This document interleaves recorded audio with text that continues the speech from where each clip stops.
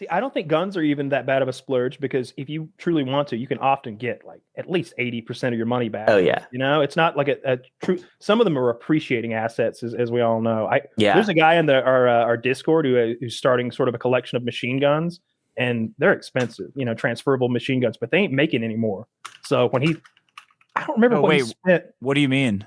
So in 1986, there was a law that banned fully automatic machine guns for civilians and the production of them for civilians and all that stuff, and made it a national or a federal restricted item. But everything made before that is grandfathered in, and so those are transferable machine guns that come with a tax stamp, a piece of paper that we're going to exchange that gives you the right to have this thing. And there are a lot of them, but there are never going to be any more of them. Now, what a lot of people did, especially guys who own medium-sized gun companies, is like, I think it's a Mac pistol or something like that. The registered part, the part that like, this is the gun. Because if you start taking an M16 apart, eventually you're like, which part is the gun part?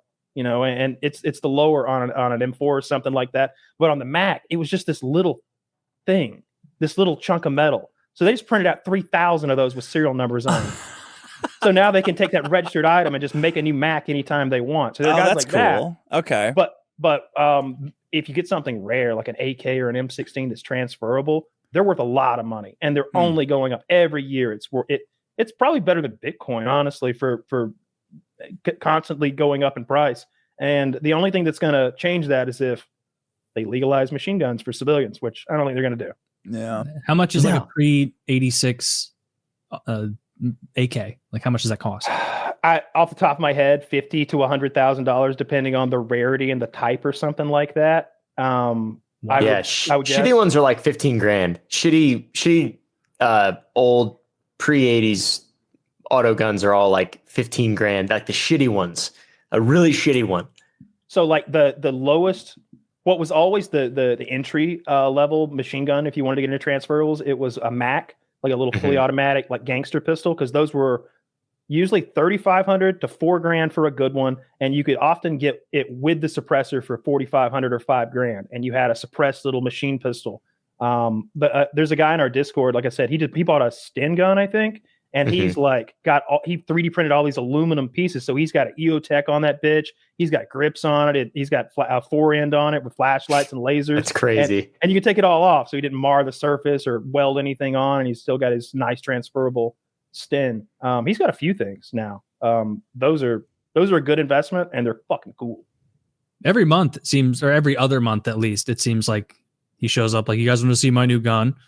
And it's not like a tiddlywink bullshit gun. It's like a belt fed machine gun that you could like ISIS would put on a truck. Yeah. He got I think he got a 1919 machine gun. It's a belt fed 30 caliber machine gun. It's a World War II machine gun. Home defense. Yeah. Well, it was used some in World War II. I've shot one before. They're fucking cool. He found one 2018. Prices were expected to be 100,000. Yeah, 100 grand for transferable AK sounds about right. Huh. They're very expensive. That's crazy. I shot a transferable 50 caliber one time, and they said it was worth like $250,000 to $300,000. And the owner was there, and he wanted to show off that he knew better than we did. And so when you put the barrel on, it has this little indent type thing, and basically like a nub has to go down into a channel, and then you twist the barrel, and it locks the barrel into place. And the owner didn't know that, so he tried to ram it in and knocked the nub off and ruined the fucking barrel to the transferable $250,000 machine gun while we all watched. And then he was so embarrassed, he tried to blame it on somebody else. That was a fun day. And there's no fixing that. Anything can be fixed, you know, like especially in that community when you've got something that's very expensive. People remake tanks. They'll buy tanks from Canada, import them, tanks and artillery pieces, because it's very legal to have a tank or an artillery piece in Canada. That's one of the things they miss. Don't tell Trudeau. And they'll import them from there, and then they'll rearm them here if they have the right licensing. It doesn't take too much licensing, but you can have a working, running, shooting tank perfectly legally. Canada has tanks?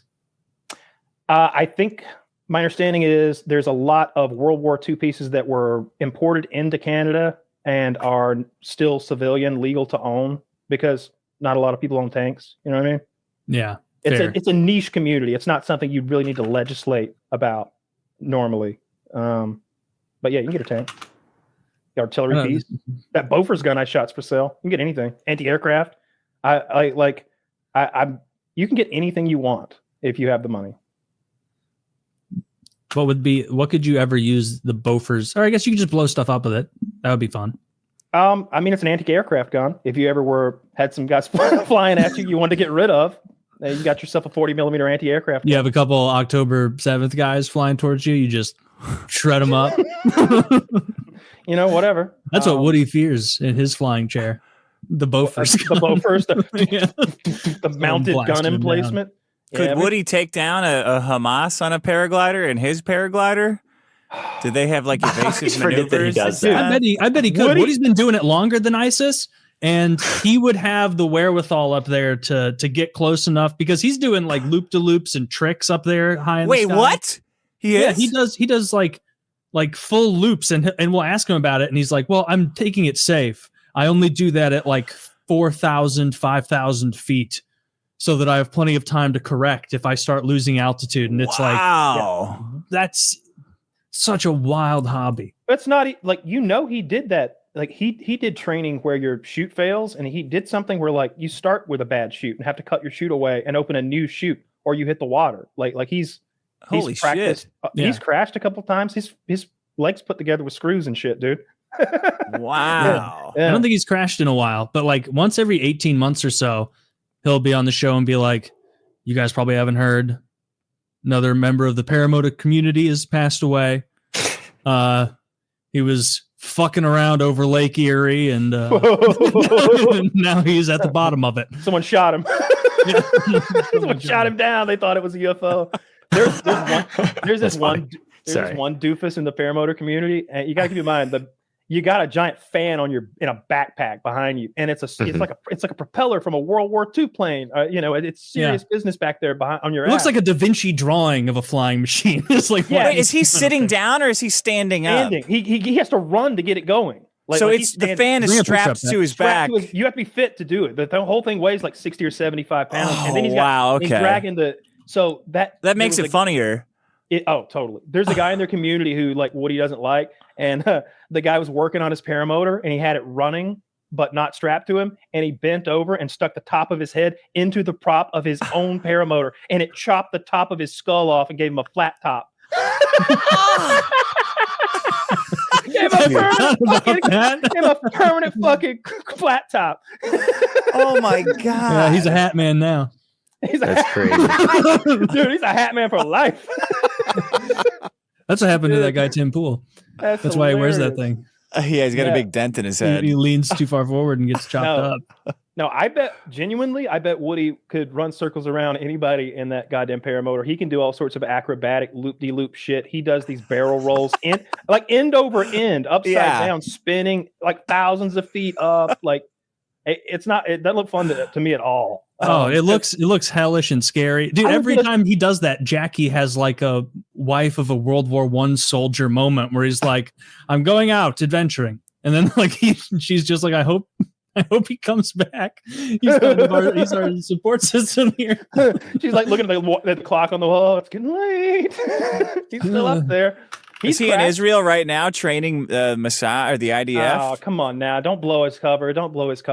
Sorry. He's deep cover. He's in a black cell right now. You can't be talking about. What did I say his code name was? The Nightwing. Yeah, code name Nightwing. Yeah, because I'm always saying he'd make like a good half-ass superhero if he just had a gun and he flew around and fought crime up there. Just... If there was a type of aerial assault that I, at my level of shooting skill, could be an effective threat against, it would be a paramotorist. Oh, you have so much time to be like, what's that? Oh, we're gonna have to give it another 15 minutes. Oh, it's a guy with a fan. How queer. Huh. Okay, well, yeah, it'd be fun too. Like you wouldn't be all like panicked, like, oh no, there's the enemy. It'd be like, oh, fun. Yeah, get to shoot at this guy like a fair. You ever see? It's gonna explode when it hits the ground. It's gonna be like a thump and a guy going like. Bark! Like that. Did you ever see the Holyfield fight where the asshole landed in the stadium on a paramotor and like hit the ring? Yeah. My dad was at that fight. Really? Dude, the best part is they start beating his ass. like it's not like they don't just escort him out of the building. They start whooping his ass because he delayed the fight and like they got all cold again and like the fight wasn't as good. Oh my God, I'm just now putting the pieces together that this is what Mo and Homer were doing. And you didn't know that? Oh, Taylor.